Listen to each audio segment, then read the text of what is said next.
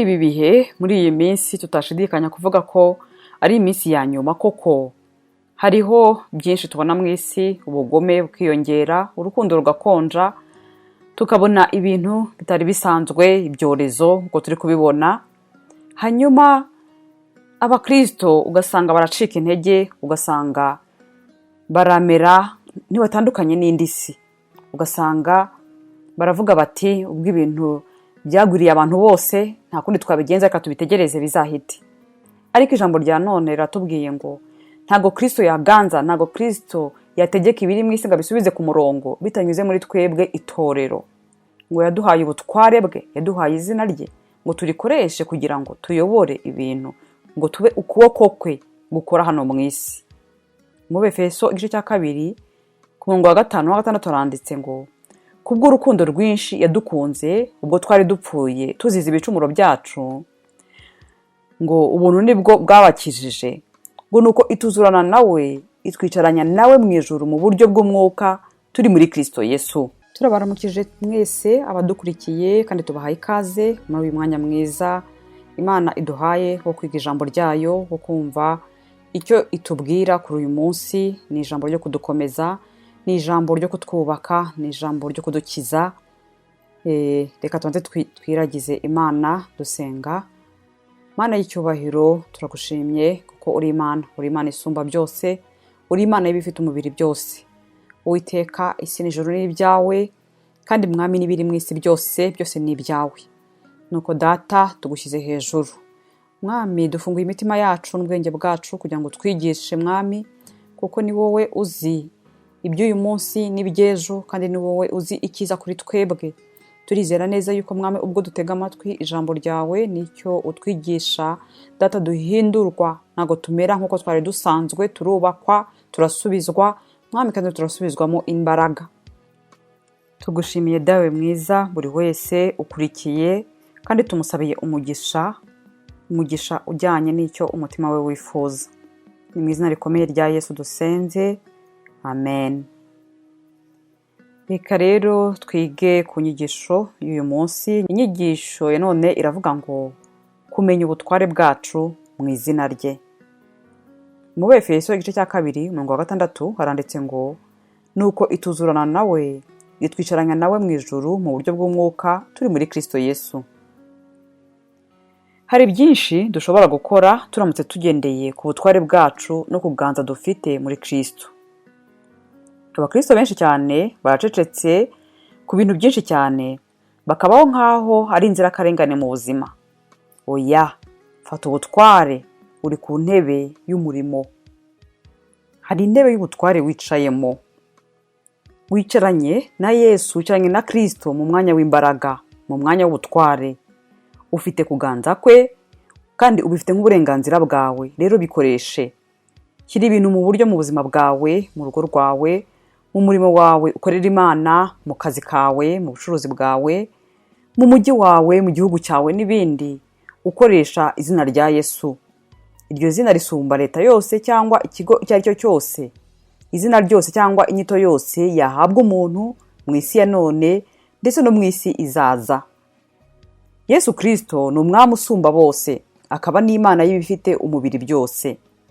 Hamwe n'ubu bumenyi ushobora kandi ugomba guhagarika imvururu, intambara, ibyorezo, ubugome, akaga n'ibitero Satani acura kandi agerageza kuzana no guteza hirya no hino mu isi. Guhagarika ibi bintu biroroshye. Koresha ubutware n'imbaraga by'izina rye mu isengesho. Ubusemuro bwa Bibiliya y'icyongereza bwitwa The Message butubwira Abefeso igice cya 1 umurongo 21 mu buryo buhebuje. Haravuga ngo Imana yamukuye mu rupfu maze imushyira ku ngoma hejuru mu ijuru, imushyiriraho kuyobora isanzure, ibintu byose, uhereye ku masi kugeza kuri za leta. Nta zina cyangwa imbaraga bitari munsi y'ubutware bwe, kandi si muri iki gihe gusa, ahubwo n'iteka ryose. Afite ubutware kuri byose, niwe ufite ijambo rya nyuma kuri byose. Ibi ni bisanzwe. Nyamara ntiyafata ubutware cyangwa ngo ategeke utagize icyo ukora. Uburyo ayoboramo isi kandi agashyira ibintu kuri gahunda anyura muri twebwe itorero. Turi urubyaro rwe rutuma akomeza kubaho ku isi. Ategeka binyuze muri twe. Iyo uvuze niwe uba avuga. Iyo ugize icyo ukora cyangwa urwanya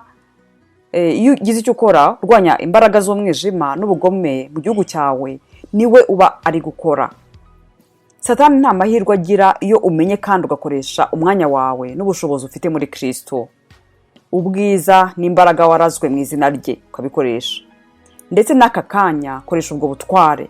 Tangaza mu izina rya Yesu impinduka zihariye wifuza mu gice icyo ari cyo cyose cy'ubuzima bwawe, cyangwa ndetse n'icy'ubuzima bw'igihugu cyawe n'ubuzima bw'isi, kandi urabona ubuhamya. Imana ishimwe. Reka twature. Urasubiramo aya magambo uti: nicaranye na Kristo ahantu ho mu ijuru, hejuru kure cyane y'ingorane, ibibazo, akaga n'ibintu byangiza byo mu isi. Nganza kandi nkanesha ibimbaho none. Kristo arategeka kandi akaganza binyuze muri jye. Kuganza kwe no gukiranuka kwe byigaragaza binyuze muri jye. Izina rye rishimwe iteka. Muri ibi bihe, muri iyi minsi, tutashidikanya kuvuga ko ari iminsi ya nyuma koko. Hariho byinshi tubona mu isi, ubugome bukiyongera, urukundo rugakonja, tukabona ibintu bitari bisanzwe, ibyorezo uko turi kubibona. Hanyuma abakristo ugasanga baracika intege, ugasanga baramera ntibatandukanye n'indi si. Ugasanga baravuga bati ubwo ibintu byagwiriye abantu bose, nta kundi twabigenza, reka tubitegereze bizahite. Ariko ijambo rya none riratubwiye ngo ntago Kristo yaganza, ntago Kristo yategeka ibiri mu isi ngo bisubize ku murongo bitanyuze muri twebwe itorero. Ngo yaduhaye ubutware bwe, yaduhaye izina rye, ngo turikoreshe kugira ngo tuyobore ibintu, ngo tube ukuboko kwe gukora hano mu isi.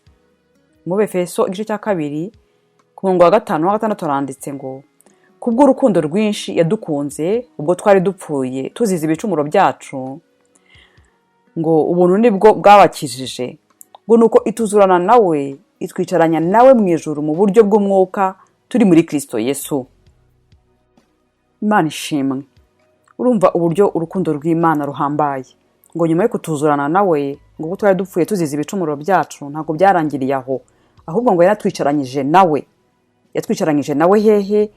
Reka dusome muri Efeso 1:21 twumva aho yicaye, aho ngaho yatwicaranyije nawe.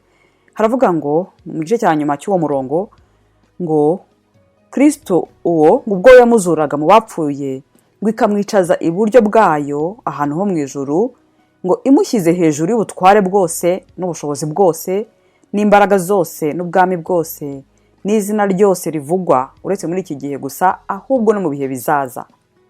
Aho ngaho Kristo yicaye, ngo natwe yatwicaranyije nawe. Kwicarana na Kristo ahangaha ni ukuvuga ubutware, kuba twicaye ku ntebe y'ubutware. Turi ku ntebe y'ubutware iyo Kristo yicayeho. Imana ishimwe. Kandi iyo ntebe ntabwo tuyicariyeho ubusa, ntabwo Imana yahatwicaje ubusa, yarahatwicaje kugira ngo dutange amategeko, dutange amateka yo guhindura ibintu nk'uko umutware wese abikora. Mu Bafilipi 2:9 nanone haravuga ngo nicyo cyatumye Imana imushyira hejuru cyane, ikamuha izina risumba ayandi mazina yose, ngo kugira ngo amavi yose apfukame mu izina rya Yesu, ari ay'ibyo mu ijuru cyangwa ay'ibyo mu isi cyangwa ay'ibyo munsi y'isi. Ese ibyo bivuze iki? Bivuze ko twebwe babandi Imana yicaranyije na Kristo ku ntebe y'ubutware, iyo dukoresheje izina rye, iyo tuje mu izina rye, amavi yose agomba gupfukama. Ibi abadayimoni barabizi, ibi byaremwe byose birabizi, kuko byaremwe n'ijambo rye, nako byaremwe nawe kuko ari we jambo. Ni ukuvuga ngo biramwumva. Iyo tuvuze rero mu izina rya Yesu, tuje mu izina rya Yesu, biba bizi ubwo butware duhagarariye, kandi birabwubaha, kuko ibyo byose byaremwe byose byategetswe, amavi yose yategetswe gupfukama mu izina rya Yesu. Ni ukuvuga ngo n'izina ryose, izina rye riri hejuru y'andi mazina yose, yaba ari ay'ibyo mu ijuru cyangwa mu isi cyangwa munsi y'isi. Ni ukuvuga ngo ikintu cyose gifite izina cyumvira izina rya Yesu, kirapfukama ku izina rya Yesu. Ibintu byose waba uri guhura nabyo bifite izina, bibwire yuko, byibutse yuko byumvira izina rya Yesu, hanyuma utegeke muri iryo zina icyo ushaka ko bikora, uko ushaka ko bimera, haba mu rugo rwawe, haba mu kazi, haba mu byo unyuramo, haba mu bucuruzi ukora, haba ndetse no mu isi, mu biri kubaho mu isi. Twebwe abakristo ntidugatekereze yuko hariho umuntu runaka ushinzwe gusenga ngo asengere igihugu cyacu, ngo tuvuge ngo hari abashumba bari gusengera igihugu cyacu, cyangwa ibyo birakureba we mu Kristo. Koresha iryo zina rya Yesu usubize ibintu mu murongo. Nicyo inyigisho y'uyu munsi yaduhaye, yatubwiye yuko hariho ibintu byinshi byakagenze neza iyaba twebwe abakristo twafataga ubutware dufite muri we. Ubu nawe rero aragutegereje, ategereje yuko ukora icyo yaguhamagariye gukora, kugira ngo ubushake bwe bushimangirwe hano mu isi. Gukoresha izina rya Yesu ntitukagire rwose ngo ni ibintu bisaba ukwizera kw'abantu ngo bakomeye cyane bazi gusenga cyane. Oya, ni ukumenya ubwo butware, ni ugusobanukirwa. Bimeze nk'uburyo umupolisi ahagarara mu muhanda agategeka imodoka akoresheje ikiganza cye cyangwa ifirimbi, yaba ari ikamyo, yaba ari imodoka ntoya, yazamuye ahagarika, imodoka irahagarara. Kubera iki? Iyi modoka ntabwo ibitinye uwo mupolisi, ntabwo aba afite imbaraga zayirusha, ariko utwaye imodoka aba azi ubwo butware ubwo aribwo, aba azi ingaruka zo kutabwubaha. Niyo mpamvu rero tugomba gusobanukirwa natwe ubutware bw'izina rya Yesu, hanyuma tukabugenderamo. Ariko rero dusoza twibutse yuko utakoresha ubwo butware niba utaramwemera nk'umwami wawe n'umukiza wawe. Kugira ngo ukoreshe ubwo butware ni uko ubwemera mu buzima bwawe. Niba ushaka kumwakira ngo akubere umwami n'umukiza, abe umutware w'ubuzima bwawe, nawe ujye uhagarara mu cyimbo cye. Reka tukuyobore muri iri sengesho. Ni isengesho ryo kwakira Yesu nk'umwami, ugakizwa. Ukizwa kubera iki? Ukizwa kubera ko ijambo ry'Imana rivuga mu Baroma igice cya 10 umurongo wa 9 n'uwa 10 ngo niwatuza akanwa kawe yuko Yesu ari umwami, ukizera mu mutima wawe yuko Imana yamuzuye, uzakizwa. Ngo kuko umutima ari wo umuntu yizeza akabarwaho gukiranuka, ngo kandi akanwa akaba ariko yatuza agakizwa. Nawe niba ubyifuza gukizwa, reka nkuyobore watura aya magambo Bibiliya ivuga. Vuga uti: Mwami Imana, nizeye n'umutima wanjye wose Yesu Kristo, umwana w'Imana nzima. Nizeye ko yampfiriye kandi ko Imana yamuzuye mu bapfuye. Nizeye ko ubu ari muzima. Natuje akanwa kanjye ko Yesu Kristo ari umwami w'ubuzima bwanjye, uhereye none, binyuze muri we kandi kubw'izina rye mfite ubuzima buhoraho, mvutse bushya. Urakoze Mana kubwo gukiza ubugingo bwanjye, wumbaye umwana w'Imana. Haleluya. Urakoze cyane niba umaze kwatura ayo magambo. Imana yakumvise kandi iragusubije, iguhaye ubuzima bushya. Ushobora kuduhamagara kuri nimero dutangaza dusoza, tukagufasha muri uru rugendo rushya utangiye, tukaguha n'inyigisho. Mwakoze cyane rero mwese kudutega amatwi no kubana natwe uyu munsi. Imana ibahe umugisha.